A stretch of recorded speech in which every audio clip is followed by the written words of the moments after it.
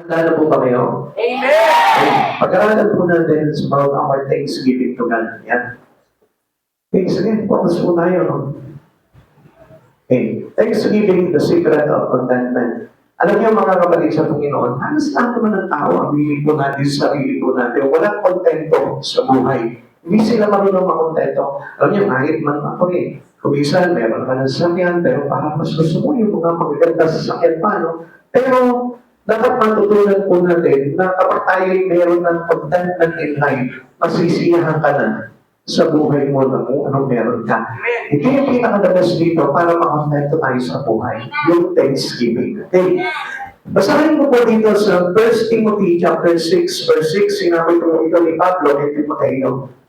Sa katunayan, may malaking pakinabang sa reliyon kung ang tao'y marunong masiyahan. So, what does Paul means about is, ano po, ilagay po tayo sa isang gawain ng ating Panginoon. Ay, hindi po kasi yung kundi na yung religion po natin, no? Kundi yung kinaaniban po natin na nakabase sa katotohanan kay Jesu Kristo. So, ano po ba yung maganda po dito? Yung maturuan po tayo ng kabanalan ng ating Panginoon. Yung maturuan po tayo sa mga bagay na ayon sa kalooban at katwiran ng ating Panginoon. Kaya nga dahil walang kasiyahan sa buhay ng isang tao, kung bakit patuloy tayo nahuhulog sa kalayawan. At yung kalayawan po ngayon, yun yung nagululog po sa atin kung bakit tayo napapahamak. Kaya kung napapansin po natin, ang maraming pagnanasa sa buhay ay nauuwi sa kalayawan. Kaya kung mapapansin po natin, ang daming naghahangad na magkamal ng salapi. Kaya anong nangyayari po sa kanila? Nananayo po sila sa Panginoon. Okay. Ilan naman po dito sa mga insight na makikita po natin dito sa pag-aaral po natin. Kaya ito si Pablo, pinupusan niya po ito na ituro dito kay Timoteo para maituro naman ito si Timoteo sa maraming tao yung kasiyahan na nagmumula sa ating pagiging mapagpasalamat sa Diyos.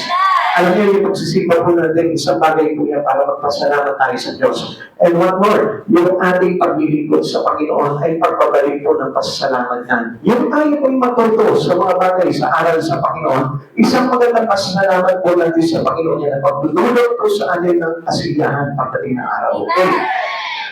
The whole world seek for contentment. Naghahanap po talaga ng kasiyahan. Kaya lang, minsan mayroong mga maling paghahanap ang tao na kung saan sa ibang bagay po nila hinahanap yung kasiyahan nila sa buhay, no? Yung kasamata sa buhay. Some hope to gain contentment through wealth or success. Hinahanap po nila ito sa kayamanan at sa mga tagumpay na gusto nilang tamasahin dito sa mundo ito. Which is not the true contentment in life. Dahil yung totoong contentment mo, hindi natin matatagpuan po dito sa buhay na ito. Kaya nga, kahit na anong kalagayan natin, sabi ni Pablo, magpasalamat ka. Amen. Ang mahalaga po dito, makakilala tayo sa Panginoon at makapanatili tayo sa Panginoon. Some hope to gain contentment through personal achievement. Doon sa mga pansarili po nilang nakakamit sa buhay. Yun po yung kumagay parang pag-asa po nila na sila po ay magkakaroon po talaga ng kasiyahan sa buhay. Pero wala pa rin po dito Ang daming mga successful. Ang dami po ng mga nagtagumpay. Ang dami po mga nakamit nila yung kanilang mga pangarap dito sa mundo ito. Pero still wala pa rin kasiyahan sa buhay. Alam niyo, bakit? Dahil mayroong missing sa kanila. Mayroong nawawala sa buhay po nila. Iba po kahit mayaman ka, marami kang ari-arian, still hindi pa rin magkakaroon ng contentment yan dahil there is a missing piece in their life. Ano kaya yung missing piece na yun? Malaman po natin dito mamaya yan. Many wealthy, successful, and honored people are not content. Still, wala pa rin kasiyahan sa buhay. Alam niyo, tayo nga po, kung tutuusin, kung talaga tayo nakakilala sa Panginoon, dapat nasisiyahan na tayo. Dapat puro pasasalamat na lang ang gagawin po natin sa Panginoon dahil tayo po, nandito po ngayon, nakakilala, at may pag-asang maliligtas pagdating ng pagbabalik ng ating Panginoon.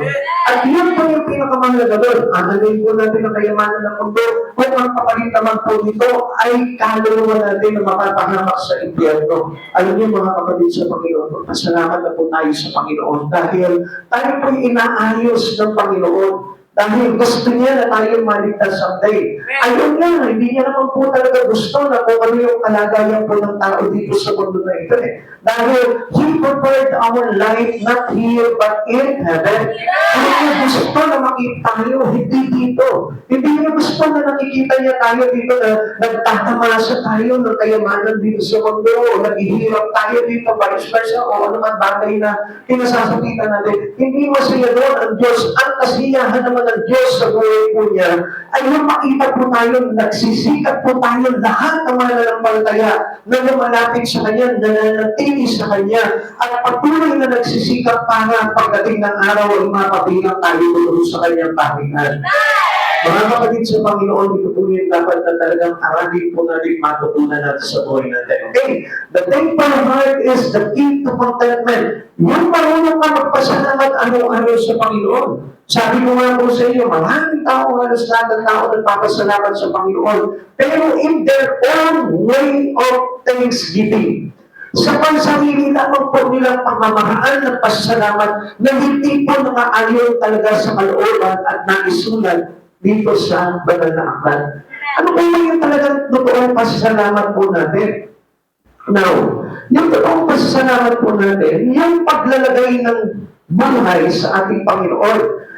Ibig sabihin po nito, pag ang buhay mo ay mayroon na talagang Diyos, kontento ka na. Dami po natin na nakakausap, usually, yung mga may edad na, ano po, sasabihin po nila na sila po yung mga Diyos, sila po ay hindi nakakalimot sa Panginoon. Pero, makikita mo yung buhay nila, parang wala silang kasapatan pa. May ulam na sila, pero hindi pa natutuwa. Meron na silang 1 kilong bigas, pero gusto nila kabay-kabay pa yung bigas nila. Sino nga po ba naman ang may ayaw po nun? Pero alam niyo, mga kapatid sa Panginoon, dapat nating pagpasalamat sa Panginoon, ano mang bagay na meron tayo. Hindi kami lagi nagre-reklamo sa Panginoon. Lagi dapat nagpapasalamat sa Panginoon. Dahil ang tao nagpapasalamat sa Panginoon, naglalagak at nagbibigay ng buhay sa Kanya. Hindi po tayo mga kapatid sa Panginoon, para na sa kanang maintindihan po natin yung tinatawag na kasiyahan na naglalagay po sa atin para makakilala tayo at hindi tayo mahiwalay sa Panginoon. Alam niyo, marami pong tao nahihiwalay sa Panginoon because of not protecting in life. Wala silang kasiyahan sa buhay. Ang dami nilang hinahangad, ang dami nilang minanasa, ang dami nilang gustong mangyari sa buhay po nila. Pero ang hindi nila alam, yung meron kang iisang Jesus Christ sa buhay mo, kasapatan na po yung para maligayahan ka at magkaroon ka ng kapayapaan. Thankful people discovered how to be content. Mga kapatid sa Panginoon, pag marunong ka talaga totoong magpasalamat sa Panginoon, malalaman mo na ikaw ay mayroon ng contentment sa buhay. At yung pasasalamat na tinutukoy ko po sa inyo, hindi lang yung thank you Lord, maraming salamat sa blessing, maraming salamat sa biyaya. Kapatid sa Panginoon, makikita po natin yan. Okay, ganito po ang pasasalamat sa Panginoon. Halimbawa, ikaw tumanggap ka ng isang biyaya mula sa iyong kapwa o kung kanino man o yun sa lahat sa Panginoon. No? Ang totoong pasasalamat po sa Panginoon ay hindi po yung magsasabi lang salamat sa iyo, salamat Panginoon, dahil pinagpala mo po ito. Hindi lamang po ganoon ang pagpapasalamat. Ang pagpapasalamat natin sa Panginoon ay pagpapakita ng paglapit natin kay Jesucristo. Yung buhay natin ay nilalapit natin sa Lord. Hindi sapat yung pasalamat na yun na sinasabi natin. Alam niyo, sa tatay nga kapag ginawa ka ng mabuti, tapos yung ginawa mo ng mabuti, nagpasalamat sa iyo, sinabi sa iyo, thank you tapos iniwan ka na, medyo parang may kurot sa puso mo, thank you lang. Parang hindi ko nararamdaman yung pasasalamat niya. Okay, maganda na yun, hindi pa rin naghahanap ng kapalit. Pero, honestly, not to be plastic, tayo mismo, kapag halimbawa, mayroon tayong tinulungan, bigla na lang thank you, ang salamat dito. Then, umalis na, iniwan ka, agad, nagganun-ganun lang, parang iba Parang hindi sapat yung pasasalamat sa iyo Pero kapag nakita mo yung humbleness, yung galak niya sa puso, yung nakapagdulot sa kanya ng kasiyahan, kapatid sa Panginoon, yun yung masarap Amen! Tanungin kita sa oras na ito. Sa palagay mo ba kapag sinabi mo sa Panginoon na ito, after na pinagpala ka niya, sinabi mo sa kanya, Lord, thank you Tapos hindi mo na siya kinausap, hindi mo na siya pinuntahan, hindi mo na siya dinaraw, iniwanan mo na siya. So, palagay mo sa pagpapasalamat din sa Panginoon. Hindi. Ang dapat na pagpapala na mayroong pagpapasalamat sa Diyos, yung bang well-appreciated mo ito at itinuturing mo itong napakahalaga biyaya para sa iyo. Ang ibig ko po sabihin, yung bang inilalapit mo yung buhay mo sa Panginoon at kinikilala siya na provider talaga ng buhay mo. Lord, kung wala ka, hindi naman ako magtatamasa ng ganito eh. Kaya napakahalaga, nagdudulot ng kahalagahan sa buhay mo ang Panginoon. Hindi yung parang pala ka ng Lord, and then nangaliman mo ang Panginoon sa buhay mo, babago wala iba siya, hindi ka tatawag sa Kanya, hindi ka mag-aaral ng salita niya. Kumain kapatid sa Panginoon, hindi po yun yung talagang meron talagang pasasalamat sa puso. Kaya maraming pong tao, pinagpapala na ng Panginoon, pero hindi pa rin marunong makontento sa buhay. Dahil mali yung kanilang pasasalamat. Alam niyo, ang totoong pagpapasalamat sa Panginoon ay nagkakaroon ng kahulugan sa Kanya, yung tinatawag na kasiyahan. Kaya huwag mo sabihin, nasisiyahan ka na sa buhay dito. Okay? Excuse me, kung wala si Jesus talaga na pagpapahalaga sa buhay, na pinapahalaga mo sa buhay mo. Okay. Why thankful people content? Pinipin tayo mga kapatid sa Panginoon. Okay.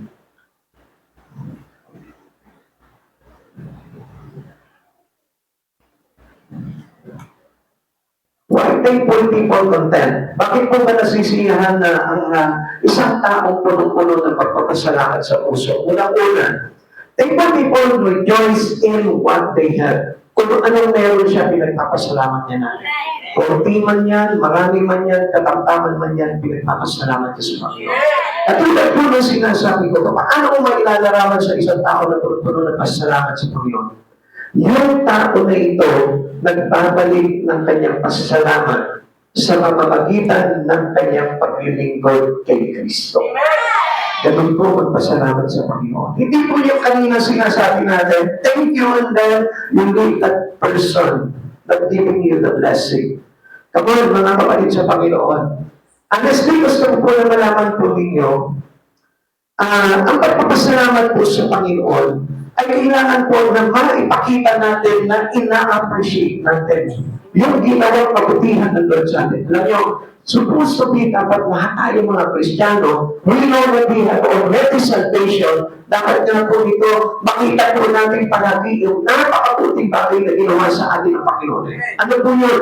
Wala ka man bigas, wala ka man pera, wala ka man tahanan, pero mayroon kang cross of Christ na nagligtas mo sa atin. Nagsakripisyo sa atin ng Panginoon, nagpakamatay siya. Hindi nagpakamatay, kundi naghandog siya ng kanyang sariling buhay para iligtas po tayo sa pagdayon para magpasalamat po tayo sa Lord. Hindi lang tayo magpapasalamat dahil meron ka.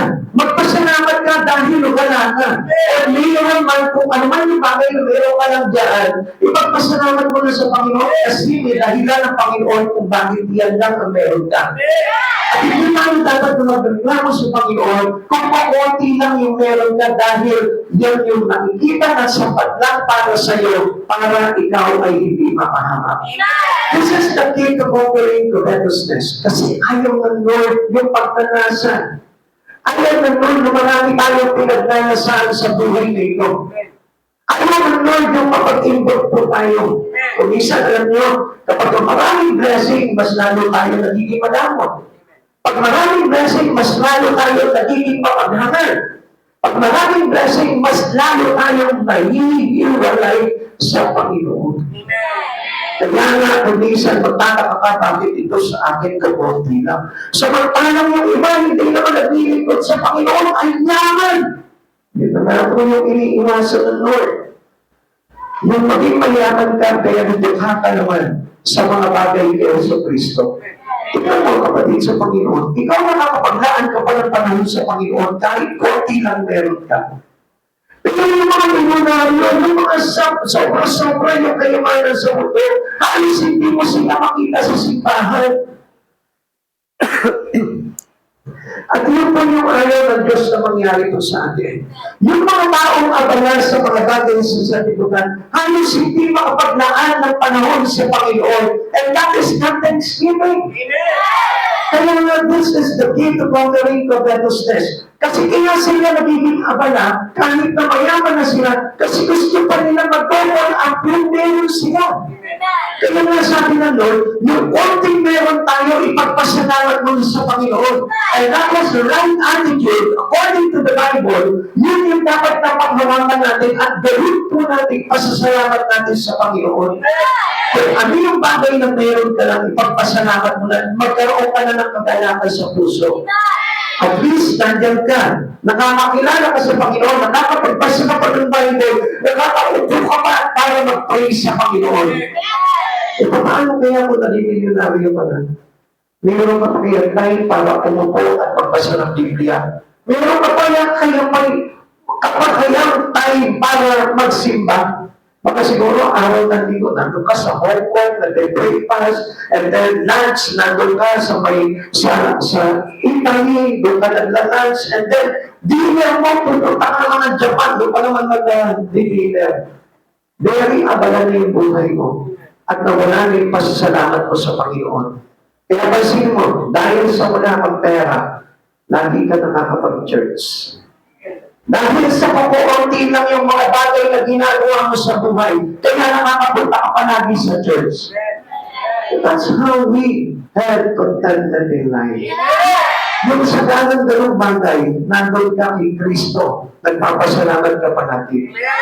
Kaya huwag yung iismulin yung mga katabi niyo niyan. Kahit na ganyan lamang po yan, pero puno ng pasasalamat sa puso yan. At yun, nalulugod ang Panginoon. Amen? Huwag naman po yung wala ka na, tapos wala ka pang pagsamba sa Panginoon. Wala ka na, tapos hindi ka pa marunong mag-aral ng Biblia. Kaya nga mga kapatid sa Panginoon, ang pinakamahal halaga sa buhay po natin, yung magkaroon tayo ng kasiyahan sa buhay. At yung kasiyahan na yun, natin Kristo po yun. And not free us from lasting for possession. May hawak na tayo. Gusto pa natin punong-puno. Amen? Halimbawa, mayroon ka ng hawak na isang mangga. Gusto mo, sampul pa yung nasa kamay mo. Ganun po kasi ang tao, hindi nasisiyahan eh. Kaya nga may boyfriend na, naghahanap pa ng ibang boyfriend. Amen? Kasi walang kasiyahan talaga ang tao, lahat na lang. May buhat na. Gusto ko mag-huli. Samantalang yung mga ayaw na tabuhan, katulad ni Pastor. Kung ito na, kahit na mauubos na yung buhok. Bakit? Yun yung binigay sa atin ng Panginoon eh. Amen? Maganda na yung buhok, gusto pagandahin panalo. Kaya wala, yung pinaganda niya yung buhok niya, anong nangyari po hindi pumagay, pumagay siya. Amen? Imagine that. Bagay sa kanyang kulot, nagpakipan, anong nangyari? Nawala yung ganda. Kaya nakakala niya, dahil sa paghahangad niya, yung kanyang lasting to that possession, alam niyo, yun yung nagdudulot kung isa sa atin ang kapahamakan eh. Nasa masarap na kalagayan ka na, gusto mo pa magpunta pa sa kung saan, kaya tuloy napapahamak po tayo. Ito po yung susi upang dalhin po natin lahat ng mga pagnanasa natin sa buhay nito na hindi nakaluluhod sa Panginoon. Naintindihan po ba natin? Tingnan niyo po yung sinabi sa Hebrew chapter 13 verse 5. Huwag kayong magmamagpera at masiyahan na kayo sa anumang nasa inyo. Sapagkat sinabi ng Diyos, hindi kita iiwan, ni papabayaan man. Masiyahan ka na nandiyan palagi ang Diyos sa iyo. Sabi sa iyo ng Lord, hindi kita iiwan. Kahit 20 lang yung pera mo dyan, kasama ko ako. Kahit wala pa tayong pansyumay, okay lang natin. Pag na mo katabi mo pa rin ako. Kahit wala pang milk, kahit na gulaman lang, okay niya, kasama mo naman ako, hindi naman kita iiwanan eh. Kaya lang, dahil sa pagnanasa po natin, paghahangad po natin ang pagkamay ng maraming pera, naiiwalay tayo sa Panginoon. Kaya nga ayaw ng Lord talaga na tayo po ay talagang iwanan ng Lord sa mga bagay na nangyayari sa buhay natin. Dahil alam ng Panginoon na tayo po'y kalabis. Na tayo po'y magmamalabis sa buhay. Kaya nga, sa inyo, pag naglingkod ka sa Panginoon, kinokontrol na ng Lord yung buhay mo. Hindi niyo po ba napansin? Ako napansin ko po yun eh. Dati alam niyo po, parang pag wala ka sa Panginoon, lahat na gagawa mo eh. Pero nung nasa Lord ka na, parang ang daming bawal. Ang daming control ng Lord sa buhay mo. Ang daming pagbibigyan ng Lord. Kasi iniingatan tayo ng Lord. Ayaw niya kasi na magmalabis tayo. Kaya mga kumuli, maraming po tao, hindi tayo naglalagak ng buhay sa Panginoon. Kasi ayaw nilang ipakontrol yung buhay nila sa Panginoon dahil it's not the contentment to their life. Ang contentment po nila, yung ma-achieve po nila yung buong mundo. Kaya ito po yung nangyayari po sa atin kung bakit po tayo nagkakaroon ng pagkakasala sa Lord. And that sin is the sin of covetousness. At kapatid sa Panginoon, ingatan po natin yan. Huwag kang magreklamo kung yan lang ang meron ka. Huwag kang magreklamo kung yan lang ang trabaho mo. Pahalagahan mo rin yung bagay na yan, pagsikapan mo yan, mahalin mo yan, nang sa ganon, hindi po tayo magkulang pagdating sa Panginoon. Amen. Maraming mga bagay, kung kulang ka naman pagdating sa Panginoon, paano na yung araw mo kung pagdating ng araw? Mas mainam na kahit kulang ka sa mga bagay dito sa mundo ito, pero pagdating sa Panginoon, hindi ka nagkukulang, masarap pa rin ang buhay sa buhay na walang hanggan. Paul was content because he was continually thankful. Yung pananatili niya bilang magpapasalamat sa Panginoon, hindi niya inaalis po sa buhay niya, kaya natutunan niya ng masiyahan sa lahat ng pagkakataon sa buhay niya. Sa lahat ng panahon kay Paul, kay Pablo, nasiyahan na po siya. Bakit? Kasi sabi po ng 1 Thessalonians chapter 5, verse 18, at magpasalamat kayo sa Diyos sa lahat ng pagkakataon, sapagkat ito ang kalooban ng Diyos para sa inyong pakikipag-isa kay Kristo Jesus. Pag tayo nakikipag-isa tayo kay Kristo Jesus, sa lahat ng pagkakataon, dapat ipinagpapasalamat natin sa Lord. Kung talagang tayo kaisa kay Kristo, kaya nga alam nyo, yung mga nakipag-isa kay Kristo, hindi na po yung mareklamo. Amen. Pwede mo ba tanongin yung katabi mo, mareklamo ka pa ba? Sabihin mo sa katabi mo, ganda mo natin. Okay na yan. Amen. Kailangan pa ba magpa-gluta? Magpa-inject ng papaputi? Hindi na kailangan yun. Maganda ka na. Amen? Wala na here. Ang gusto ko po na malaman po ninyo, kahit na sino ka pa, kahit anong meron ka, kahit na yan lang, okay na yan. Pagpasalamat mo sa Panginoon yan. Matuto ka na maglingkod sa Panginoon dahil ang paglilingkod sa Panginoon ay pagpapakita ng totoong pasasalamat natin sa Panginoon.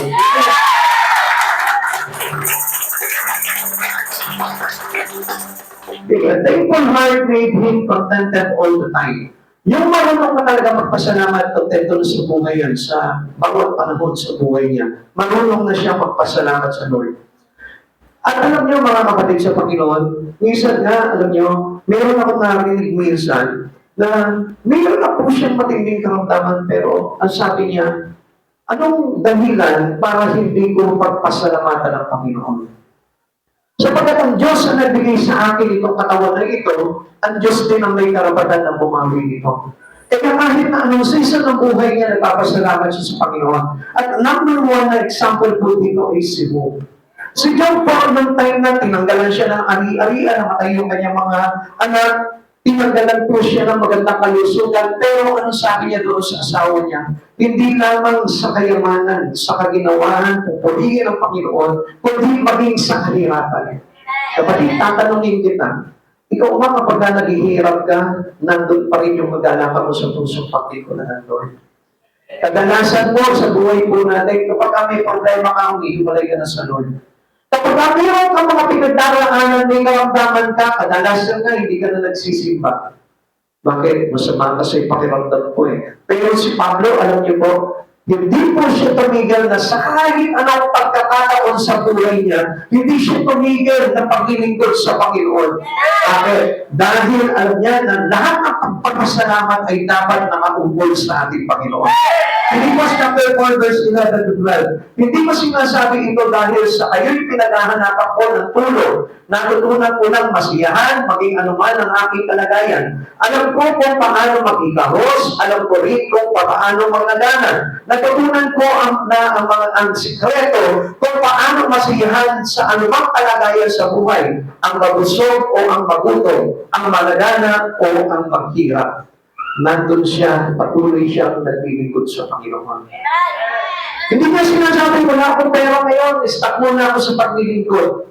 Wala akong pagkain ngayon, hindi muna ako maglilingkod. Sakala lang, pagka-asensado ng buhay ko. Kamahal kapatid sa Panginoon, hindi magiging masarap ang paglilingkod natin sa Panginoon kung nandun ka lang sa kalagayan ng kasiyahan at kabusugan.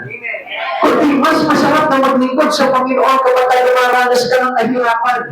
Kapag may karamdaman ka, kapag kapus ka sa buhay, kapag punong-puno ka ng problema, masigit na masarap na paglingkuran ng Panginoon sa buhay dahil nandun yung tapat at totoong pasasalamat natin sa ating Panginoon. Kasi mo, kapatid sa Panginoon, di ba kapag punong-puno ka na ng pagpapala, doon ka na nagpapasalamat sa Panginoon, kaya mo pinagpasalamat nung tayo na nag-away kayong mag-asama. Pastor, pati ba naman yung pagpapasalamat ko ba? Oo. Dapat pagpasalamat mo yan. Hindi kasi nakal ng asawa mo eh. Ano? Dahil sa kabila ng inaaway ka ng asawa mo, meron pa rin intriga. Hindi niyo nakita yun?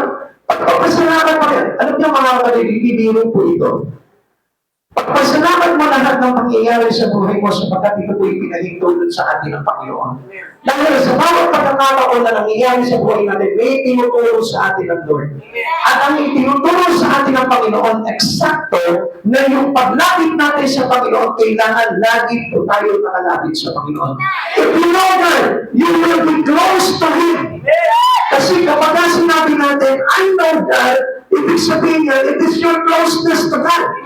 Now, anong ibig sabihin po dito? Kapag marunong ka magpasalamat sa Panginoon, dapat kilala mo talaga ang Diyos at malapit ka talaga ng todo sa Panginoon. Pero kapag hindi ka marunong magpasalamat sa Panginoon, malalayo talaga ang buhay mo sa Kanya dahil ikaw mismo, ang i-claim mo na pasasalamat ay sa sarili mo lamang. Bakit? Kasi ang galing mo eh.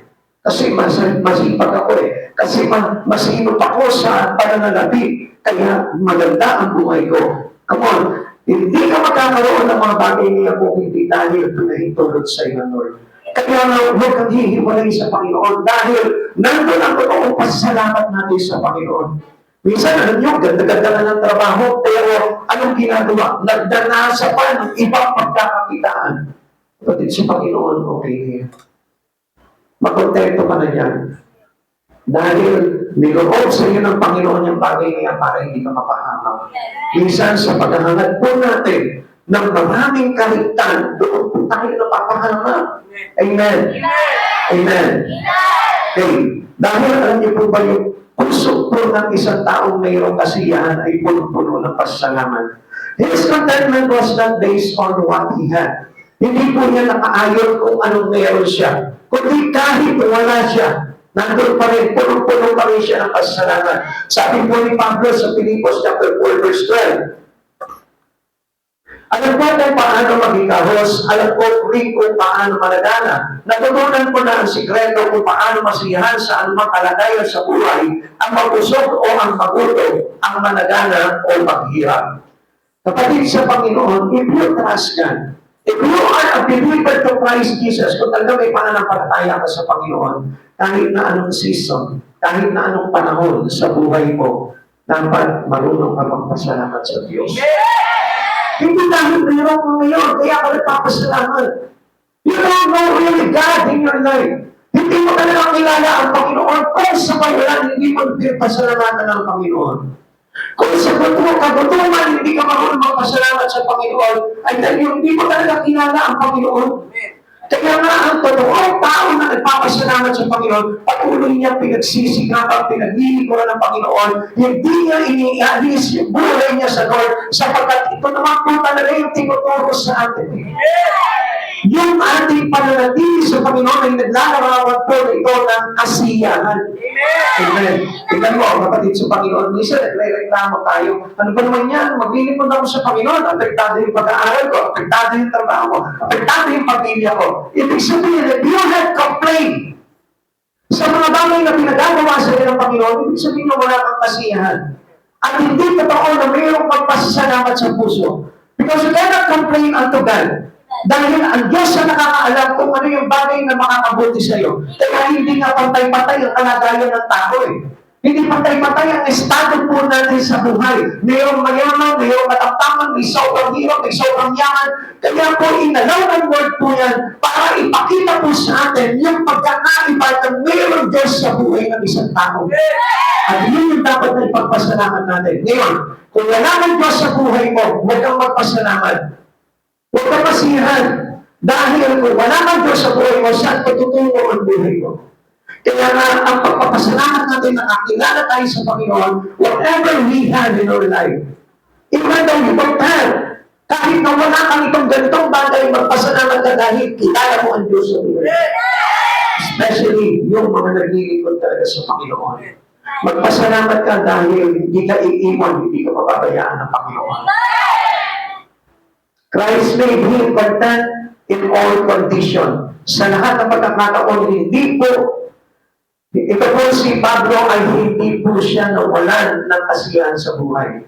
Bakit? Alam niyo po, if you have Christ, sabi ko nga po sa inyo, lahat ng pagkakataon sa buhay natin, kayang-kaya po natin yan. Sino mo dito yung suko na sa buhay? Sino po dito yung give up na?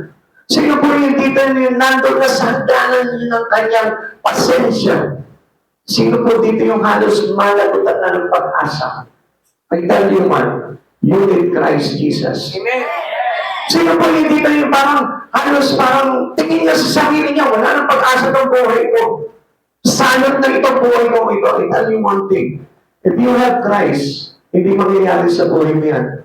Kung marunong ka magpasalamat sa Panginoon, marunong ka maglagat ng buhay mo sa Panginoon, I tell you, hindi ka pababayaan ng Lord. Kaya nga si Pablo, kahit anong kalagayan niya, kahit anong kalagayan o estado niya sa buhay, hindi po siya nawala ng pag-asa dahil kilala niya ang Diyos. At yung Diyos na kilala niya, meron siya. Wala man siya ng lahat ng bagay sa mundo nito, pero meron siya Diyos. Yun na yung naging kasapatan niya, kalakasan niya. Yun na yung naging parang victory niya sa buhay niya. Yung meron siyang Diyos. Wala siyang pera, meron siyang Diyos, tagumpay siya. Wala siyang tahanan, meron siyang Diyos, tagumpay siya.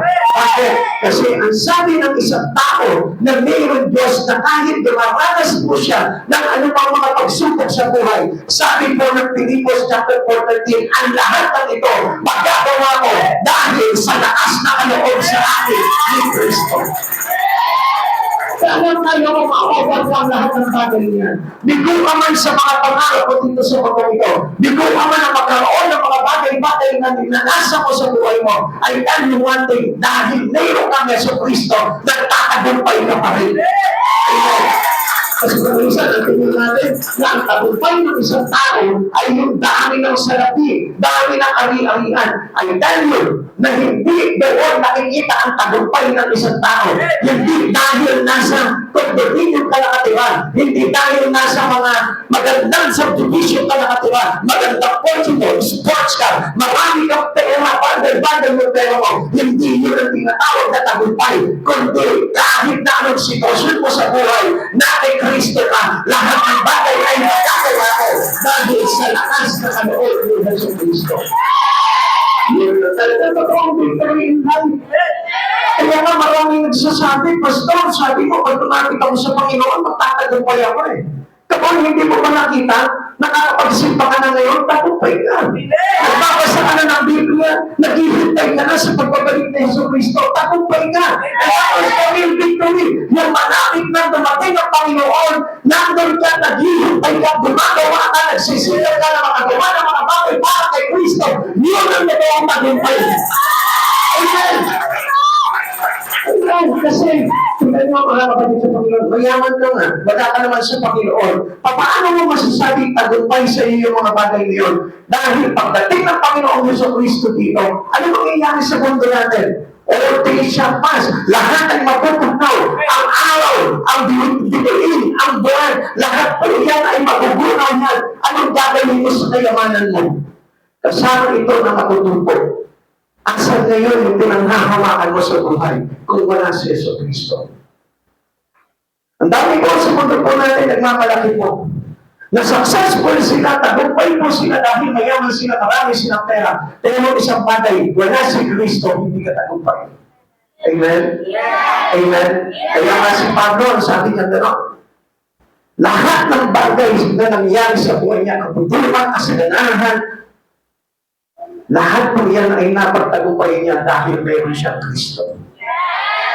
Ngayon, mga kapatid sa Panginoon, how come that you are a Christian follower and believer to Christ Jesus, pero hanggang ngayon nagre-reklamo ka pa rin sa buhay? Hanggang ngayon, hindi ka pa rin kontento sa kalagayan mo. Hanggang ngayon, hindi ka pa rin marunong magpasalamat. Paglingkuran ang Diyos sa buhay na ito. Nakakaya po sa Panginoon dahil nakita niyo po, ang Diyos nagpo-provide sa buhay mo kahit konti-konti lang. Alam niyo po ba, lahat ng bagay na meron ka ngayon, kahit konti lang yan, galing sa Diyos yan. Alam niyo kung bakit sinabi kong galing sa Diyos yan? Kasi nandyan ka eh. Nakikinig ka ng salita ng Diyos. Marunong kang kumilala sa salita ng ating Panginoon. Marunong kang sumamba sa Kanya. So ako naniniwala ako na kapag ang isang tao ay marunong kumilala sa Panginoon, anumang bagay na meron siya, galing sa Diyos. Pero ang isang tao talaga na malayo sa Panginoon at hindi marunong magpasalamat sa Panginoon, lahat ng bagay na meron siya, gaano mang kalakihan, hindi ko masasabi na pagpapala sa Kanya yung kundi yun ang maglalagay sa Kanyang kapahamakan. Amen. Thankful people recognize the transience of all things. Alam niya na ito'y lilipas. Alam niya na yung mga bagay na meron siya, lilipas din po ito eh. So, bakit po natin papahalagahan yung mga bagay ngayon? Gamitin mo, enjoyin mo yan. Gamitin mo for the glory of God. And all these substances of man must give praise to our God. Yung mga bagay-bagay na ito na meron ka, gamitin mo para makaluwalhati ng Panginoon. Alam niyo, kuminsan nga po, diyan po tayo nagkakasala eh. Kasi ang akala po natin dito, na magalala po natin sa langit yung lahat ng mayroong bagay na meron ka. Hindi ipinagmamalaki po yun, mga kapatid sa Panginoon. Ang ipinagmamalaki, yung ipasilip mo sa kapwa mo, yung puso mo, na nandun nakaupo si Yesu Cristo. Kuminsan, kapag sasinilip yung puso natin, makikita mo doon yung picture ng mga sports car. Picture ng magagandang babae, picture ng mga magagandang malalaking mansyon. Pero hindi makita na kalulog yung ating tagapagligtas dito sa puso mo. Bakit? Kasi para sa kanila, ang mahalaga sa kanila, yung mga bagay lamang dito sa mundong ito, which is all these things shall pass. Maglalahan po ito mga ito, even your titles. Lahat po niya mawawala yan. Di ba, mag-iisan nga eh. Dati, ang ganda-ganda ng girlfriend mo, nung napangasawa mo, tapos tumagal na kayo, tumanda na kayo, na wala na yung ganda niya. Amen? Hindi ko sinasabi si Sister Mary Ann yun, ha? Hindi ko po napansin yun, sabi nga sa akin, Sister Mary Ann, noon, kaya ikaw yung pinili ko dahil ang gwapo mo, pero ngayon, tanda mo na. Eh, magagawa ko ka po, lumilipas ang panahon. Amen? Di ba yung dati, parang ang ganda-ganda mo, yung makikita mo sa salamin yung mukha mo, ang ganda-ganda mo. Hinahangaan ka na marami, pero ngayon, parang nagkakitad ka na, wala na, lumipas na. Alam niyo, yung mga kagandahan ng mga kabataan natin dito, lumipas din yan.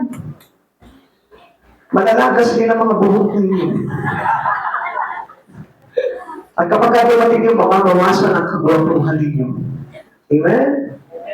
Pero, yung puso mo na nandito si Kristo, tumanda ka man, hindi mababawasan niya. Mananatili diyan, punong-puno kay Kristo. Pagdating ng araw, makikita mo, well, appreciated. Pasasalamanan mo si Kristo pagdating tayo na-ligtas ka. Amen. Yung pakikilig mo natin, yung pakikilig mo na salita ng Diyos, yan yung mga bagay na pinagpapahalagaan po natin sa buhay natin. Dahil hindi po nilipas yun, pag-iikot mo sa Lord, yung pag-aakay mo ng kaluluwa, hindi po mawawala yan. Yan yung kayamanan natin sa langit. Samantalang yung kayamanan po natin dito na iniingat-ingatan ng tao, madali po mawala po yan. We were born broke and we'll die the same way. Tayo po, pinanganak po tayo dito, singilang tayo sa mundo na wala naman po tayo eh. Hubad tayo eh. Kaya tayo rin po yung limisan dito sa mundo na ito na wala tayong madadala. Having po that no thing, we can be content. Yung may pagkain ka na. Yung meron kang damit, okay na yan. Pagpasalamat mo na sa Panginoon yan, maglingkod ka na sa Lord. Amen? Yung meron ka na susuot na t-shirt, meron kang pantalon na kahit butas-butas, uso naman yan eh. Amen? Maglingkod ka na sa Panginoon mo. Yung nakapagpakulay ka ng buhat, maglingkod ka na sa Lord. Yung iba nga, hindi makapagpakulay ng buhat eh, kasi walang kukulayan. Kaya nasabi ko nga po sa inyo, mga kapatid sa Panginoon, maging kontento po tayo sa buhay. Pasalamatan natin ang Panginoon at yung pasasalamat na yung paglikuran mo ang Diyos sa buhay mo para pa siya dumating. Because time is near. Malapit na po talaga. Diba? Hindi naman po mahalaga kung maganda yung damit mo ngayon eh. Ang mahalaga, maganda yung ugali mo. Hindi, tignan mo yung katabi mo. Pag yan, masama ugali niya, kahit anong ganda ng damit niya, naku, pangit pa rin yan. O kung sa tingin mo yung katabi mo ngayon, maganda ba? O maganda. Kasi maganda yung kalooban, hindi yung damit niya, no? Kasi kahit na maganda ang damit niya, kung hindi maganda ang kalooban niya, pangit pa rin yan. Amen? Sino dito yung pangit ang kalooban? Ha? Siyempre, hindi kayo magtatakas, no? Sino dito yung busina ang kalooban? O di ba, wala rin nagtakas? Kasi walang kasiguraduhan. At yan ang siguraduhin niyo sa harapan ng Panginoon dahil diyan tayo titimbangin ng Panginoon pagdating na araw. Amen? Kaya nga masiyahan na tayo kung ano yung bagay na meron ka. Iisa na lang ibig mo, pagpasalamat mo sa Lord yan. Kahit paano nakakagat pa rin po ng candy yan. Amen. May nakita nga ako, isang matanda o nagkikandy pa. Tapos yung isang ngipin niya na lang po dito, yun na may kagat ng candy. Imaginin mo, iisang ngipin na lang kagat-kagat mo yung candy. Di ba? Nakakatuwa pa rin. Pagpapala pa rin ng Panginoon. Sa edad yung may natiro pang isang ngipin. Amen? Sabi po ng 1 Timothy chapter 6, verse 7 to 8. Wala tayong dinalang anuman sa sanlibutan at wala rin tayo madadalang anuman pag-alis dito. Kaya dapat tayong masiyahan kung tayo may pagkain at pananamit. So doon na, okay na yun. Kahit walang laman yung bulsa mo, ang importante may suot kang damit. Nakita niyo mo ba, nung isa, meron po kami nadaanan sa may San Carlos, wala po siyang damit. Wala na siyang damit na wala pa yung kanyang katinuan. Sino po yung mas mapalad po doon? Hindi po ba tayo na kahit na meron lang tayong konting kanin at konting ulam na pinagsasalo-saluhan, pero mayroon ka naman mga nasusuot mo? Hindi po ba napaka-gandang bagay ngayon na masiyahan na po tayo para ipagpasalamat sa Panginoon? Kapatid, kung talagang may Diyos ka sa buhay mo, masiyahan ka na kung anong bagay meron ka. Magpili ka na ng buong sigla. Paglikuran mo na ang Diyos sa buhay mo dahil malapit na po talaga tumakit ang Panginoon. Ikalawa, thankful people refuse to be ruled what they don't have. Yung hindi po siya napapamahalaan ng bagay na wala siya. Hindi siya napapaghalian, hindi siya nakontrol ng bagay na wala siya. Yun po yung pinakamahirap eh.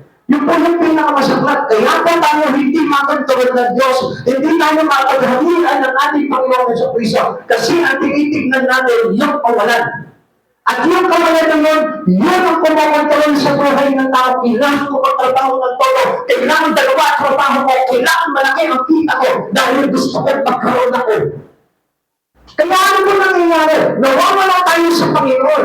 Nakalimutan mo na magbasa ng Bible. Nakalimutan mo na makipag-fellowship. Nakalimutan mo na paglingkuran ng Diyos. Dahil nakapokus tayo sa ating mga kawalan. Ito sa ating kontrol taas. Kontrolado na yung pamumuhay natin. Yung takbo ng isipan natin sa pag-isip pa lang sa umaga, doon na tayo nakapokus. Naku, wala pala tayong kape ngayon.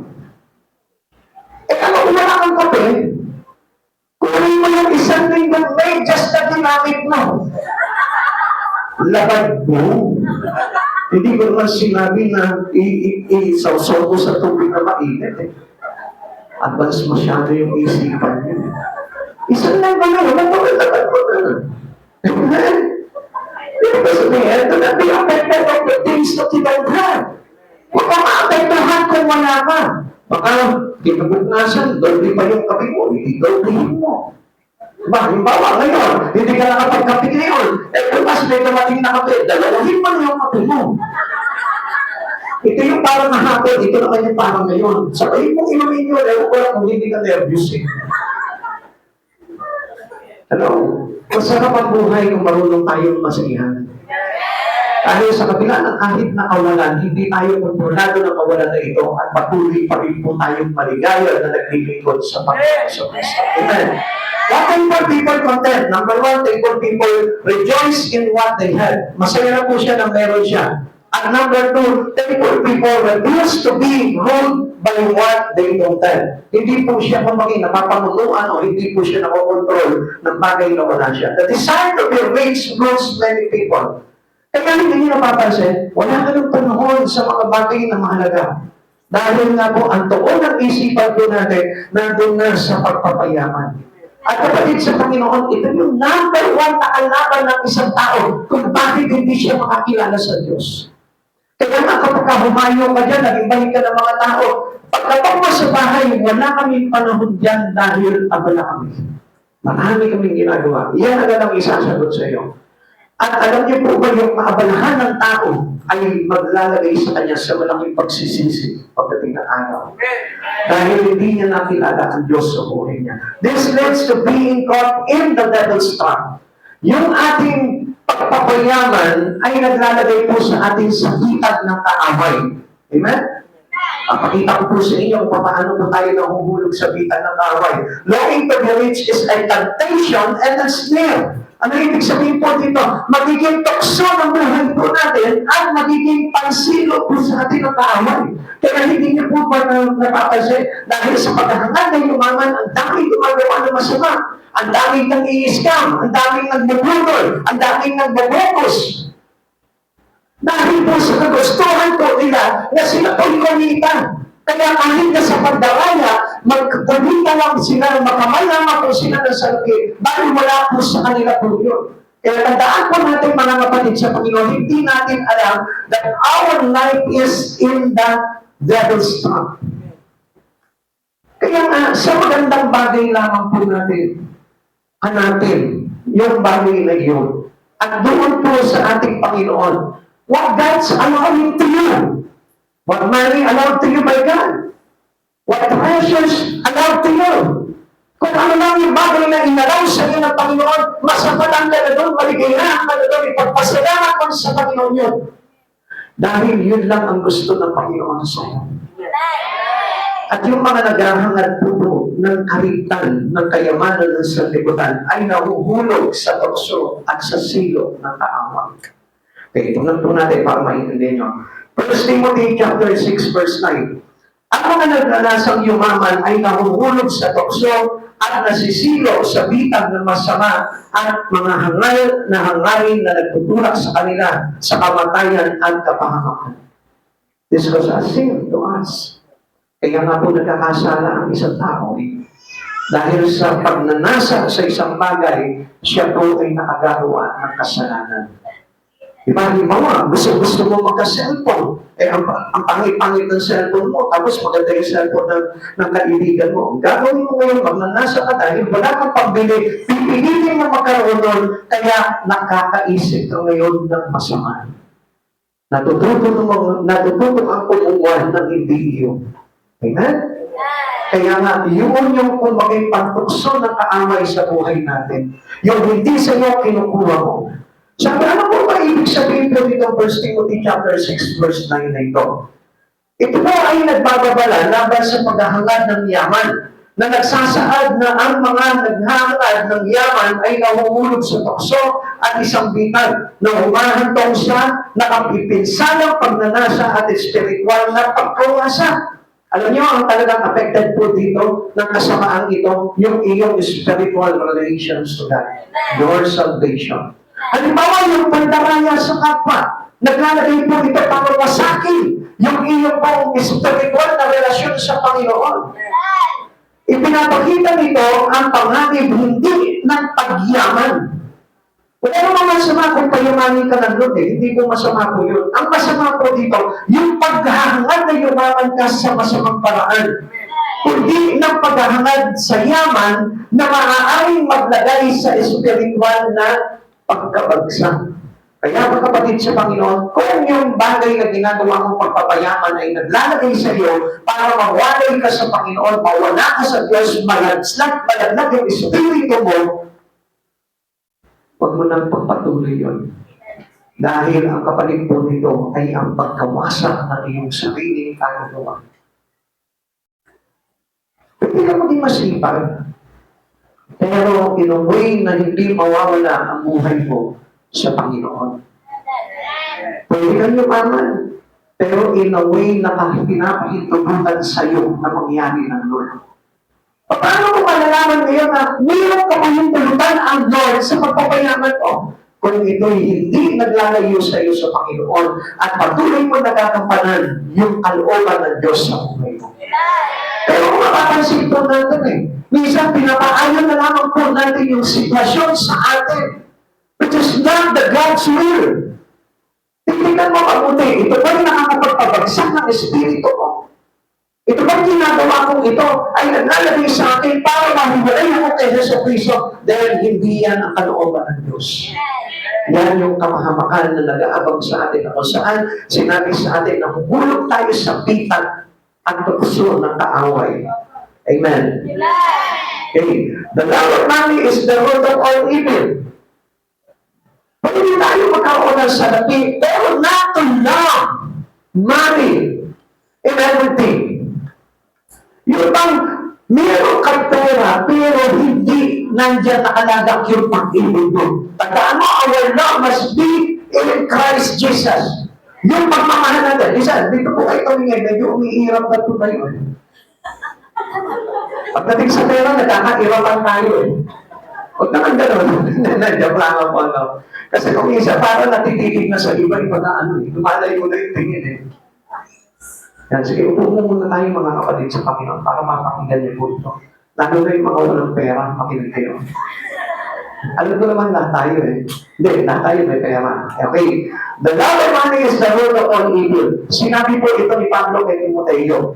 Sabi niya po dito po, the love of money is the root of all evil. Ano sabi niya po dito? Ang pag-ibig sa salapi ay ugat ng lahat ng maraming kasalanan at marami ang nawala sa kanilang pananampalataya at nasadlak sa kapigatian. Anong ibig sabihin dito? Pwede po na magdala sa iyo yung sobrang pag-ibig mo sa salapi. Pwede magdala sa iyo sa impyerno. Kaya nga kapatid sa Panginoon, you better know kung yung inyong pagkakawan ng salapi ay hindi maghuhulog sa iyo sa impyerno. Kaya sabi ko nga po sa inyo, ang isang tao kapag nagkakaroon ng blessing, better to check if that blessing is coming from the Lord or not. Kasi yung blessing na galing sa Panginoon, ipagpapasalamat mo sa Diyos yan eh. O ulitin ko po sa inyo, kung paano tayo magpapasalamat sa Panginoon, yung lalong lumalapit yung buhay mo sa Panginoon, yung lalong mo pinaglilingkuran ng Panginoon sa buhay mo, yung lalong mo ikinatlos yung buhay mo, yung lalong mayroong kang panahon sa Diyos, ganun ang pagpapasalamat natin sa mga pagpapana ng Diyos. Kaya nga, yung love of money, makikita po natin yan na naglalayo sa atin, sa ating Panginoon. Kaya po napapasama ang isang tao. Amen. The love of money caused the rich young ruler his nose. Alam niyo, naging malaki po yung kabayaran po dito eh. Para dito po sa lalaking mayaman na ito, Lucas chapter 18, verse 23 to 34. Nalungkot ang lalaki na marinig iyon sapagkat siya ay napakayaman. Nakita ni Jesus na nalulungkot ang lalaki, kaya sinabi niya, napakahirap para sa mga mayayaman ang makapasok sa kaharian ng Diyos. Ito po lalaki na ito, katulad din po natin. Ito, binatamayaman ito, katulad natin, nakakakilala sa Panginoon. Sabi niya, minsan lumapit po siya sa Panginoon Jesucristo. Panginoon, ano po ba ang dapat kong gawin, nararapat kong gawin, para magkaroon ako ng buhay na walang hanggan? Sabi sa kanya ni Jesus, sundin mo ang kautusan. Sabi po ng banal na mayaman, simula pagkabata ko, sinusunod ko na ang kautusan. Ang sabi sa kanya ni Jesus ulit, sabi niya, sa gayon, mayroong kapag-bagay na dapat gawin. Ipagdumi mo lahat ang iyong ari-arian, ipamigay sa tuka at pinagbilan, at sumunod ka sa akin. Alam niyo po ba, ang response po ito pinakamayaman, tumalikod kay Jesus na nalungkot at umalis. So meaning, for the love of money is the root of evil. Bakit po ba gano'n? Kasi kung minsan, kapag lalo lumalaki ang kayamanan mo, lalo mo itong ginudiyos at pinapahalagahan. Okay, mas mainam na mahirap po tayo dahil ang Diyos nakikilala natin. Paano kaya mo sa ganyang kalagayan mo, magkaroon ka ng kasing laki ng kayamanan ng isang taong bilyonaryo? Come on, tingin mo kayo dito. Halimbawa, ikaw dito, imagine mo. Halimbawa, bilyonaryo ka na rin. Meron ka ng mga network, meron ka ng mga buildings, meron ka ng mga condo, meron ka mga resort, meron ka mga sports car, and then lumapit ka ngayon sa Panginoon. At sinabi sa iyo ng Panginoon ngayon, ipabili mo lahat ng iyong ari-arian at ipalagay mo sa mga dukha yung pinagbilan. Sumunod ka sa akin, magagawa mo kaya yun. Kung sa panahon pa lamang na ito sa kalagayan mo, hindi mo maiwanan yung labahin mo. Hindi mo maiwanan yung pagluluto mo. Hindi mo maiwanan yung konting ginagawa mo. How much more kung billion na yung parating mo, yung iyong kayamanan. See my point? See my point? Nakikita niyo ba yung ibig ko sabihin? Ngayon, hindi ka pa ganun busy. Pero hindi mo maibigay ng todo ang buhay mo sa Panginoon. How much more? Kung halimbawa, ang dami mo ng negosyo inaasikaso, mayroon ka halimbawa 2 negosyo na kailangan mo araw-araw pinupagpahan ito. Paano pa makakapagbigay ng paglilingkod mo sa Panginoon? Hindi mo ipagpapalit yun, malamang ko, kaysa sa panawagan ni Yesu Cristo. Kaya nga alam niyo, mapalad po tayo eh. Kasi dito sa pagkakataon na ito, ganito, para mga kalagayan natin, marunong na tayong tumalima sa Panginoon. Marunong na tayong sumunod sa Lord. At alam mo, dalangin ko po sa Panginoon na kapag tayo po'y natuto po talaga tayo ng pagsunod sa Panginoon, anong pangako ng Lord? Obedience follows blessing. Pagpapala, susunod sa atin po yan. Kaya nga mga kapatid sa Panginoon, mas maganda na hindi maging root of evil yung iyong pag-ibig sa salapi, kundi dapat it is the love for God. Amen? Yung kailangan yung pag-ibig natin sa Diyos, yung kailangan na pagkasan po natin. Dahil pag minahal mo ng todo si Jesus sa buhay mo, ano sabi niya? And all the things shall be added unto you. Amen? Amen? Now, ano pa po yung sabi dito? Breaking free from the love of money brought salvation to Zacchaeus. Ito po si Zacchaeus po, gamit po ito sa salapi. Siya po yung maniningil ng buwis.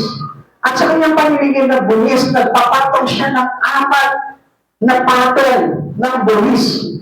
Kaya nga po, madaya po ito. Because of the love of money, Zacchaeus become evil. Naging masama po ito si Zacchaeus. Lahat ng sisigilin niya, nakatakot po sa kanya sapagkat malaking magpatong po ito ng buwis. Sino po dito yung mga nagpapakutang? Pag nagpakutang ka, huwag ka na maningil. Pastor, hirap naman eh. Kailangan mo kumita. O ano gusto mo? Kumita ka o ma-impyerno ka? Hello? Kaya ang ginawa po ito sa Zacchaeus. Okay, basahin po natin Luke chapter 19. Pakibuksan niyo po yung mga Biblia. Siguro marahil hindi po na uunawaan po na marami po ito eh. Nakala po nila tama po yung bagay na ito. Okay, tingnan po natin. Sabi po ng Luke chapter 19 verse 1 to 10, nandiyan na po ba tayo? Pumasok si Jesus sa Jericho at naglakad sa kabayanan. Doon may isang mayamang puno ng mga publikano na nagangalang Zacchaeus. At pag pinagsisikapan niya makita si Jesus upang makilala kung sino ito. Ngunit siya ay napakabanda at dahil sa dami ng tao, hindi niya makita si Jesus. Kaya patakbo siya nagpauna at umakyat sa isang puno ng sikamoro upang makita si Jesus nang magdaan doon. Pagdating ni Jesus sa dakong iyon, siya'y tumingala at sinabi sa kanya, sa kayo bumaba ka agad, sapagkat kailangan kong tumuloy ngayon sa bahay mo. Nagmamadali siyang bumaba at tumutulong tinanggap si Jesus. Lahat ng makikita nito ay nagbubulong-bulungan. Nakikituloy siya sa mga makasalanan. Wiganin nila. Tumayo si Zacchaeus at sinabi, Panginoon, ibibigay ko po sa mga dukha ang kalahati ng aking ari-arian, at kung ako may nadayang sinuman, ako na ibayo ang isa sa uli ko sa kanya. At sinabi sa kanya ni Jesus, ang kaligtasan ay dumating ngayon sa sambayan ng ito. Lipi rin ni Abraham ang taong ito, sapagkat naparito ang anak ng tao upang hanapin at iligtas ang naligaw. Kaman, ganito po yan. Pag nakakilala na po tayo sa Panginoon, tayo po mismo, inaayos na ng Diyos yung buhay po natin. Isa as free. Pinapalaya po tayo sa lahat ng mga kasamaan. Kaya mga bagay na ito, hindi nyo na pinagsikapan yung tinatawag na love for money. Kundi, ang pumunta sa puso niya, yung pagpasasalamat niya kay Jesus ay nagagay sa kanya doon sa tinatawag na love for Jesus. Kamang ikaw, mga kapatid sa Panginoon, nakilala mo na siya sa Kristo sa buhay mo. Dapat yung iyong love ay hindi na nasa money, kundi na kay Jesus na. Dahil binigyan ka na ng kaligtasan ng Panginoon sa Kristo, hindi na mahalaga sa iyo yung mga bagay dito sa mundo ito. Kaya anong ginawa mo dito sa Zacchaeus? Yung bagay na mayroon siya, isinauli niya ng ika-4 na ibayo. At anong ginawa niya doon sa kanya mga ariyan niya? Ipinagamit niya po ito para sa karangalan ng kanyang minamahal na Panginoong Yeso Kristo. Amen. Ganun po yung nagiging pagkakaiba ng love for the money and love for Christ Jesus. Pag nailang ka kay Jesus, makikita mo, hindi ka na maghahangad ng kaligtasan sa lipunan, kundi hahanapin mo na yung kaligtasan ni Jesu Cristo sa buhay mo. Facing the rings of money and possession is costly. They spend years in prison from trying to pass. Magkaroon lamang po sila ng salapi kahit nagagawa sila ng masama at mauli po sila sa pagkabilanggo, wala po kwenta sa kanila po yun. Basta magkamal lang po sila. Many lost their families and reputations in the money chase. Tignan niyo po ito, kahit na mawala yung kanilang pamilya, kahit na mawasak yung kanilang pamilya, basta kumita lamang po ng pera, mahalaga sa kanila yung pera, kaya nga po ang nangyayari po dito. Yung love for their family lost. Love for their reputation lost. Because of the love of money is the root of all evil. Ulitin ko po sa inyo, kahit na mawala ang pamilya, kahit na mawala yung reputasyon, dahil sa love of the money that caused him evil, mas pinili niya pa yun. Kaya hindi niyo po ba napapansin? Marami po ang nasisirang pamilya dahil lamang po sa salapi. Maraming nawawasak na reputasyon dahil lamang po sa pagkakamali ng salapi. Di ba na magkaroon ka ng kabulaan, basta ang mahalaga, kumita ka ng salapi. Pero hindi po yan sa mga mayroong pag-ibig kay Jesus. Sapagkat ang mayroong pag-ibig kay Jesus, iniingatan niya yung kanyang reputasyon pagdating sa harapan ng Diyos. Iniingatan niya na mawasak yung kanyang pamilya sapagkat nandito po nakalagak yung pag-ibig niya. Sapagkat yung pag-ibig sa ating pamilya ay pag-ibig natin kay Yeso Kristo. Kaya nga inaayos natin yung pamilya natin eh. Kaya nga inilalagay natin sa Panginoon yung pamilya natin eh. Dahil that was showing our love for our family. Amen? Amen? Sa chapter 4, verse 2 to 3, mayroon kayong ninanasa, ngunit hindi ninyo makaktan, kaya tumamatay kayo, mapasa inyo lamang iyon. May mga bagay na gusto ninyo, ngunit hindi ninyo makakit, kaya kayo'y nagkakagalit at naglalaban-laban, ngunit hindi ninyo nakaktan ang inyong mga ninanais, dahil hindi kayo humihingi sa Diyos at humihingi man kayo, wala rin kayo natatanggap dahil hindi tama ang inyong layunin. Humihingi kayo upang mapagbigyan ang inyong alayawan. God is not for our own flesh desire. Hindi ang Diyos para sa nasa ng ating laman. Because the desire of our flesh is yung tinatawag na pride of life. Ayaw ng Diyos ng kalayawan. Kaya nga gusto ng Diyos masiyahan na tayo sa bagay na meron tayo. Kaya nga, kung mapapansin po natin, kung hihingi kayo sa Panginoon, bakit hindi binibigay sa inyo ng Lord? Kasi dahil sa kalayawan lang. Pero kung yung hihingi nyo sa Panginoon is because of for the love of your family, for the love of your reputation, for the love of Christ Jesus, maraming ibigay sa inyo. Amen? Alam niyo, marami po ko nakita mga pamilya, mag-asawa, nagkahiwalay po sila dahil for the love of money. Naiwanan niya po yung kanyang asawa, siya po ay nang ibang bansa. At pagkatapos, hindi na siya nakabalik. Hindi ko sinabi po lahat po, pero marami pong ganong issue na kung saan dahil po sa kagustuhan po nila na umasenso someday, okay lang sa kanila na maghiwalay sila ng landas. Batid sa Panginoon, mahalaga na magkasama ang mag-asawa. Dahil dito po nasusukat yung tatag ng inyong pag-ibig kay Kristo. Alam niyo kung may pag-ibig kayo kay Kristo, hindi kayo matatakot kahit magsama kayo sa wala. Magsama kayo kahit walang pera. Dahil nandun si Kristo ang sentro ng pamilya, mahalaga pa rin na magkasama kayo dahil binubuo tayo ng pag-ibig ni Jesus. Pero kung babaguhin po tayo ng pag-ibig sa salapi, I tell you, our marriage will be broken. Kaya nga, ingat po tayo doon mga kapatid sa Panginoon, na kahit na mahirap, pinakasalan mo yan, magsama kayo sa hirap at ginawa. Sabi nga po. Kaya hindi po sagot po dito, kailangan kasi natin kumita eh. Come on. Mas okay na magkita ka ng baseball yan. Meron kang kakainin, dalamitin, okay na yun. Ang importante, buo ang pamilya. Amen. Are you ruled by things you crave but do not have? Tingnan niyo po mabuti po yan, mga kapatid sa Panginoon. Baka mamaya ikaw na yung pinususunod ng iyong kawalan. Dapat ikaw pa rin ang sumunod para hanapin mo si Kristo sa buhay mo. Amen? Hindi sa kawalan kundi kay Kristo po tayo. Hindi yung napapamahalaan tayo ng mga bagay na ninanasan natin pero mula pa din. Amen? Amen! Dahil ang ibig sabihin po dito, yan yung gusto ng Panginoon sa buhay mo. Yung manatili ka sa ganyan at manatili ka sa pag-ibig ng Diyos. Kapatid, kung pipilitin mo ang isang bagay at maglalagay sa isang pahamakan mo na pilitin. Dahil kung ano lang ang kalooban ng Panginoon sa buhay mo, yun lang.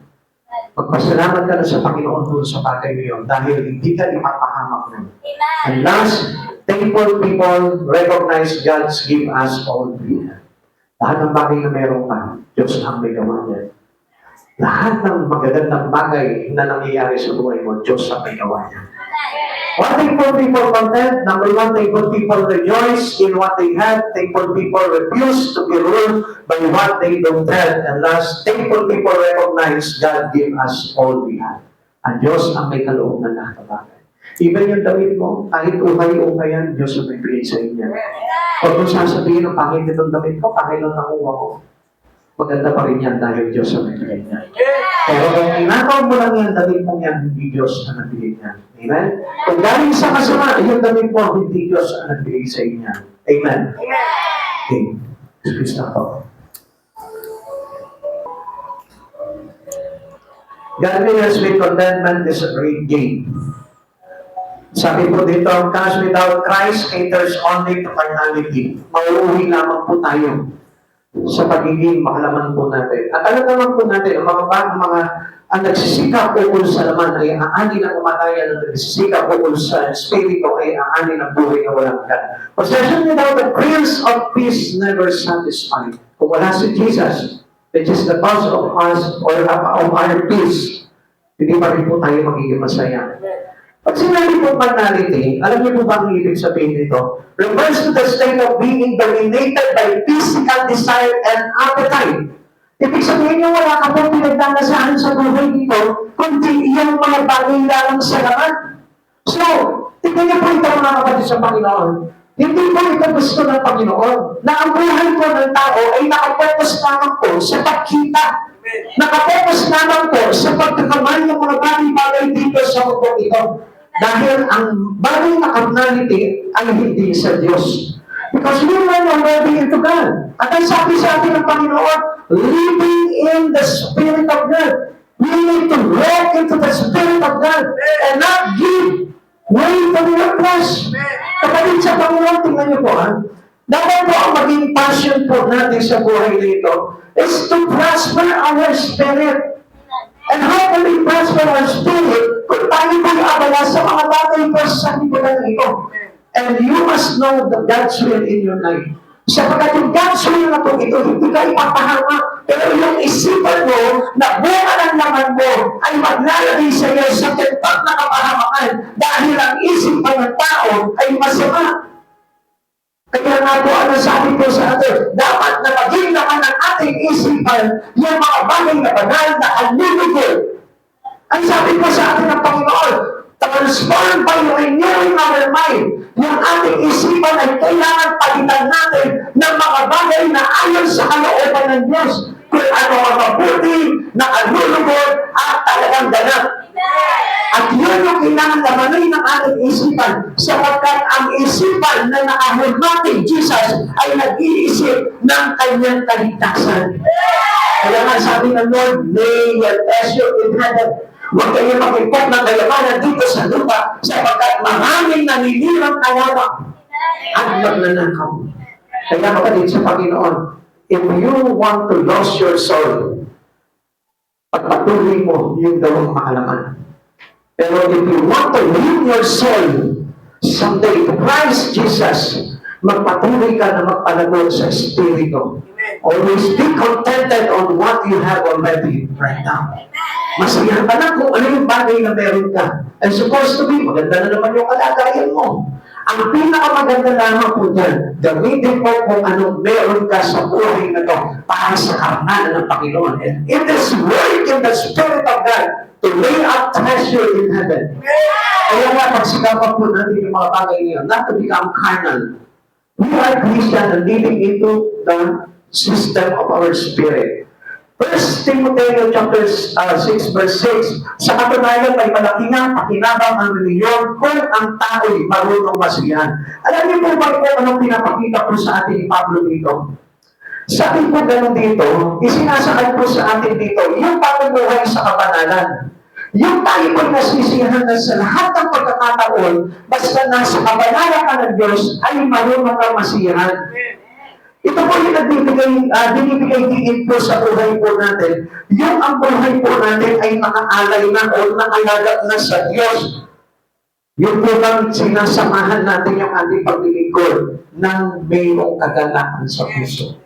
Kapatid sa Panginoon, gusto ko po na makita niyo po dito na malaki ang pakinabang ng paglapit ng isang tao kay Kristo sapagkat natutulungan niya na masiyahan sa Panginoon.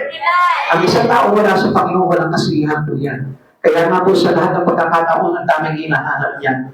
Meron na siya, pero naghahanap pa ng iba. May pera na, pero naghahanap pa ng sobrang daming pera. Contentment comes from knowing and serving in Christ. Kaya nga kapag kakilala mo na ang Panginoong Jesucristo at naglilingkod ka sa Kanya, that was contentment. Yun na po yung kasiyahan, kasapatan sa buhay. The Spanish first Lord in faith brings new life. Yun po tayo po'y marunong po tayo na tumugod sa pag-ibig ng Diyos po sa atin. Yun po yung tinatawag ng bagong buhay. Remembering we are bad sinners saved by grace, make us thankful. Wala tayong ibang dapat na magpasalamat. Eh, meron ka, eh wala ka, diligtas ka ng Panginoon, magpasalamat ka. Amen. Everything we have is from our loving Savior, Son.